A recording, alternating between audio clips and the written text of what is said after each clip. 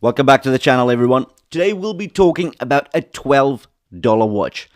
So this chronograph here is really $12, and I think it's quite obvious which watch this one is homaging, but you know, for $12, a lot of shortcuts had to be made, and yeah, Incaseda didn't skimp on those shortcuts, no way. But we are still left with a very decent, functional chronograph. A watch that features a date window, 2 sub-dials, 24-hour sub-dial, as well as a 60-minute counter, and a tachymeter scale that actually does work, right? You can functionally use this watch. So, very interesting. I'm quite excited about this. Now, I've seen that people were commenting on this when I presented it in the whole video a couple of weeks back.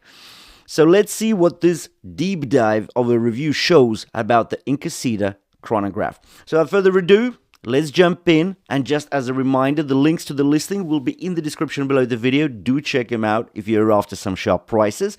And now, let's dive in.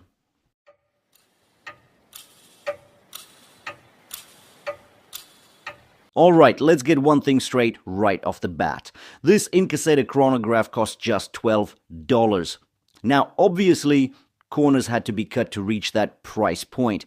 We're talking about an alloy case, a basic mineral crystal, and a man-made leather strap. But once you look at this watch on wrist, from the top down, it actually pulls off a much more refined, sporty, and well-proportioned look than the spec sheet might suggest. Let's run through the dimensions. We get a case diameter of 42 millimeters, so it leans on the larger side of standard. The thickness is just 10.5 millimeters, which is surprisingly slim, giving this watch a nice flat profile. The lug-to-lug length is 49.5 millimeters, which means it's going to hug most average wrists quite well, though those with smaller wrists might notice a bit of stretch. The lug width is 22 millimeters, so strap swaps are going to be easy. Now, when we flip the watch to its side, that's where we're reminded of the price. It's a polished zinc alloy case. Nothing fancy, but also nothing offensive. The flanks are completely flat, the lines are straightforward, and the case doesn't try to be something it's not. One redeeming feature is the lugs. They're aggressively downturned, which helps this larger watch sit close to the wrist and makes a big difference in how wearable it feels. The mineral crystal actually sits just a hair above the bezel. It's a small detail, but it fits the sporty chronograph styling really well, gives it a bit of presence without looking bulky. Now let's take a closer look at the right-hand side. We get a push-pull crown here, but get this, it's signed. I still can't believe that. A signed crown on a $12 watch, that alone is almost worth the price of admission. Flanking that crown are 2 chronograph pushers, chrome finished. They've got a decent tactile click to them. Press the top pusher and it starts the chrono function. You stop it as you'd expect, but when it comes time to reset, that bottom pusher doesn't pull the hand back. It actually pushes it forward. It looks weird. It's not the typical snapback you'd find on a Seiko Mecha Quartz, but hey, it gets the job done.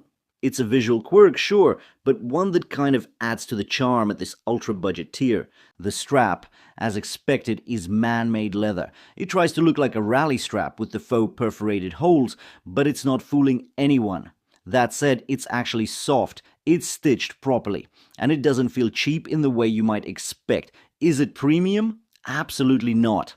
But will it do the job until you swap it for something better? 100%. And just to keep things respectable, the clasp is stainless steel, brushed to match the overall aesthetic, and nicely sized for the strap's heft. Now, is this the best chronograph ever made? Of course not. But for $12, the Incaseda punches so far above its weight, it's ridiculous. The proportions are great, the wrist presence is legit, and the detail, like that signed crown, make this watch one of the best ultra-budget surprises I've seen in a while. Now let's move to what really makes this watch pop. Center stage, the dial. And surprisingly, you've got options. The one I've got here is the creamy silver beige main dial with black sub-dials, the classic panda look. But it also comes in blue and black, if you prefer something a bit more low-key or bold. Personally, this combo is my favorite. The beige gives the dial a bright and spacious appearance, while those black sub-dials anchor the design and add some proper, visual contrast. Speaking of the sub-dials, at 3 o'clock you've got the 24-hour dial, and at 9 o'clock you've got the 60-minute counter. Now, this is where it gets a bit playful. The seconds hand on the main dial is bright orange. On the 24-hour sub-dial, it's orange again. But over on the 60-minute counter, that hand is yellow. It's a small touch, but it gives the dial just the right hit of color. It adds energy. It shows someone put thought into this design instead of slapping on 3 matching hands and calling it a day. Even the shapes of the sub-dials are interesting. They're not perfectly circular. They've got this squarish, almost cushion-style silhouette with rounded corners. It's subtle, but it feels deliberate. And if you know your chronographs, it might remind you of some higher-end inspiration that this design is clearly pulling from. Now, up top, on the rehaut, we've got a tachymeter scale. It's mostly black and white, but look over at the 2 to 3 o'clock position and you'll spot a striking band of red and orange. Again, clearly inspired by a certain iconic chronograph, but it's nicely executed, not tacky. Around the edge of the dial, you get second and minute chaptering that's clean and well printed, framing the entire thing neatly. The hour markers are applied indices, not just printed, which really elevates the look, especially for a watch at this price. At 6 o'clock, we get a framed date window, and it's actually decent. It's not oversized, it's not disappearing into the dial. The beveled edge gives it a bit of depth, and you don't feel like it was an afterthought.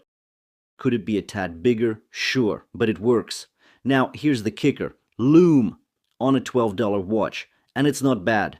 The hands light up, and you can actually read this thing in the dark. I've reviewed 50 Paganas with worse lume than this. It's not going to last you all night, but the fact that it's there and functional at all is honestly wild. Around back, it's exactly what you'd expect. A stainless steel snapback case. Nothing fancy. But again, for $12, we're well past the point of nitpicking. This isn't just a functional chrono, it's a conversation starter. It looks better than it should, it weighs better than it has any right to, and it costs less than lunch. So what were your thoughts on the Incaseda Chronograph? Do you think this is a decent watch? Is it actually worth the $12? Or is it packing a bigger punch? Anyways, I want to know your thoughts in the comments below.